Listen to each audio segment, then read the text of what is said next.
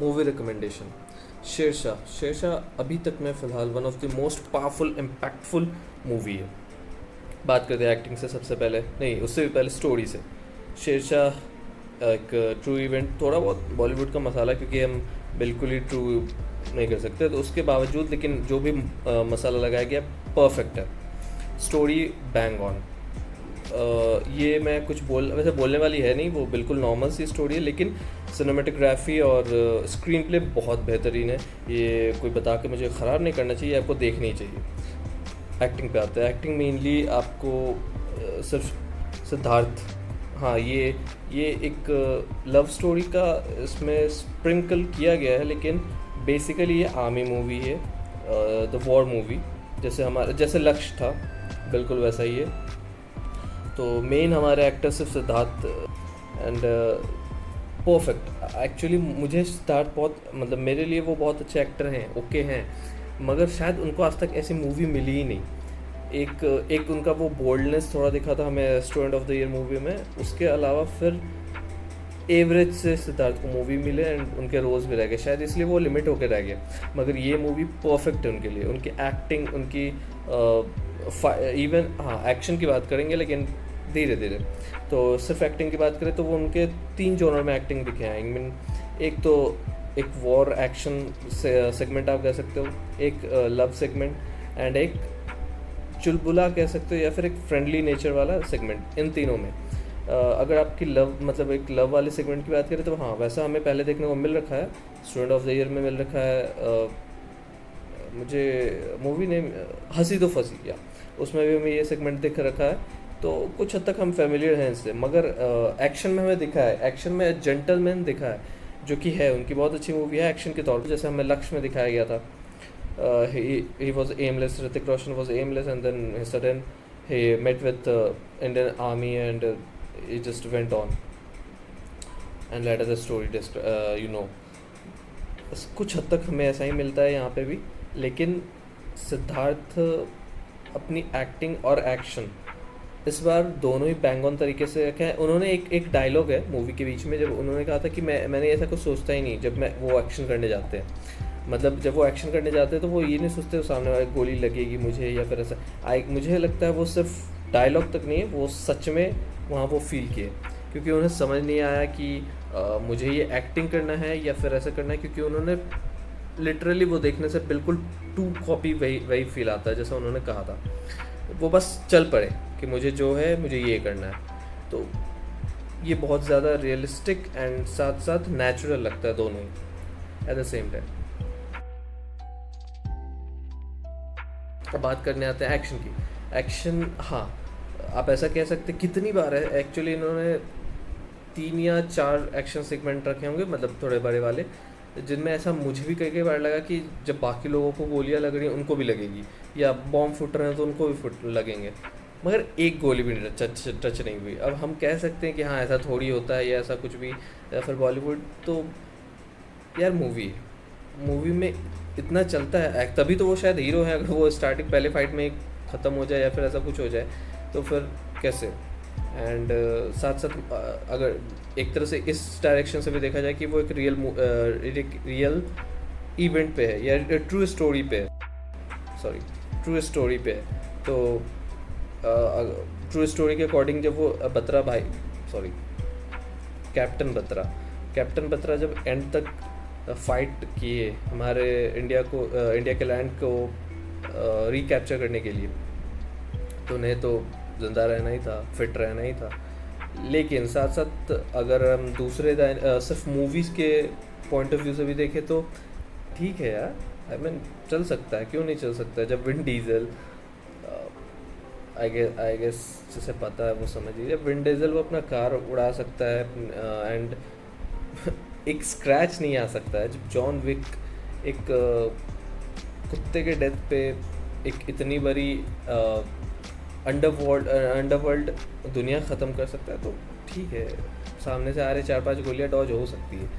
तो उसके अलावा बाकी सारी मतलब बिल्कुल सही है, वो बिल्कुल सही है। उसके लिए मुझे नहीं लगता वो कोई प्रॉब्लम वाली बात है। अगर आप मूवी देखोगे तो शायद आपको गौर भी नहीं होगा। एक्शन की हाँ, मेन लीड की बात करते हैं, फीमेल, लाइक सॉरी नाम भूल गया, हाँ कियारा एडवानी।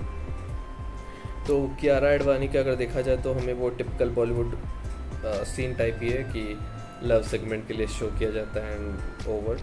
मगर व्हाट आई लाइक मोस्ट, जैसे अगर आप और भी मूवीज़ देखोगे, मैं बात करूँ दबंग की बात करता हूँ, तो दबंग में सोनाक्षी सिन्हा लिटरली, दबंग 1 में चलो आप थोड़ा सा सीन से, मगर दबंग 2 और 3 की बात करूँ तो लिटरली सोनाक्षी सिन्हा बस सिर्फ और सिर्फ डांस के लिए आती है या फिर सॉन्ग्स को उसमें प्ले करने के लिए आती है वो अपना एक्ट। मगर इस वाले में कियारा एडवानी को जहाँ तक यूज़ करना था, जहाँ तक उनके प्रेजेंस मूवी को अफेक्ट करता है, बस वहाँ तक रखा।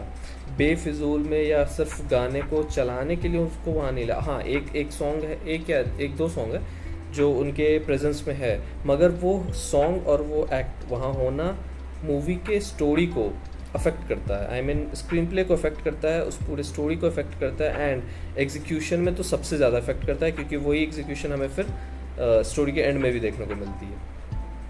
तो ये बिल्कुल सही है। आई मीन फीमेल लीड का या फीमेल एक्ट्रेस का कोई मिसयूज़ नहीं है इस मूवी में, ये बहुत सही बात है। बाकी ऐसे मेन कैरेक्टर्स कोई ख़ास नहीं रहे हैं, मगर हाँ एक जो हमारे सिद्धार्थ, आई मीन शेरशाह के जो 6 मंथ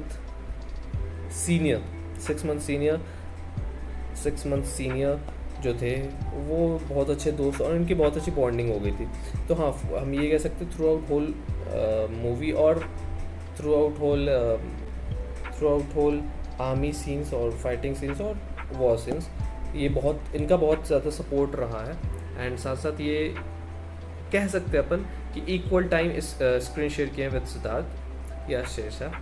सो हाँ इनकी एक्टिंग भी बहुत अच्छी थी, बहुत मतलब ये सपोर्टिव रोल होते हुए भी एक मेन सपोर्टिव है ऐसा फील करा रहे थे कि जैसे कि सिद्धार्थ शेरशाह बिफोर आर्मी में आए, उनका एक बेस्ट फ्रेंड था।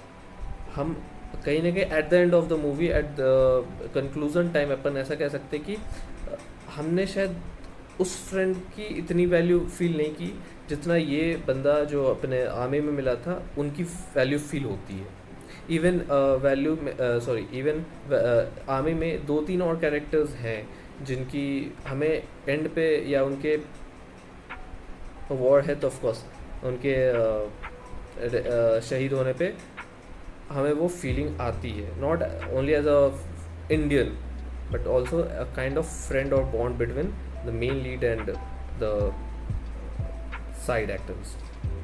और हमारे भाई ये भी थे जिनके पीछे सिद्धार्थ छिपने का सोच रहे थे मगर नहीं छिप पाए। बाकी मूवी आप देखिए। मैं बात करूँगा अगर सॉन्ग्स की and background music, yes background music, अगर कोई वॉर सीन हो या कोई फाइट सीन हो, without background music I think Uri में बहुत बेहतरीन अपना वो था बैकग्राउंड म्यूज़िक। मगर मैं ये कह सकता हूँ कि शायद उस समय वो बैकग्राउंड म्यूज़िक सिर्फ मोटिवेट तक था या फिर फाइट एंड होने पे वो बजता था, अदरवाइज़ वो एक सही लेवल में जा रहा था, ऐसा था। और वो हमें बूस्टअप कर देता था उरी का बैकग्राउंड म्यूज़िक।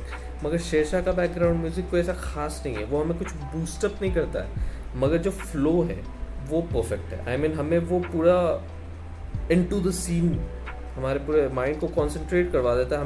हमें यहाँ तक कि मुझे इवन, मैं अभी जस्ट थोड़ी देर पहले मूवी देख के ख़त्म किया, लेकिन मुझे याद भी नहीं आ रहा है कि वो कैसा ट्यून था। और अगर आप देखें तो सोचेंगे ये क्या बात हुई कि हमें याद नहीं आ रहा, और वो अच्छा है। एक्चुअली देखा जाए तो वो वही तो उसका काम है। आई मीन हमें इस तरह से इसमें डिज़ोल्व कर दिया सीन में कि हमें सही से पता भी नहीं चल रहा कि उसका ट्यून कैसा था, क्योंकि I was just into the scene. So in my opinion, Shershaah is one of the finest movies I have ever watched in the genre of wars. After the Lakshya, or I will say in Bollywood, alongside with the Lakshya movie, because yeah, I guess it was also very good.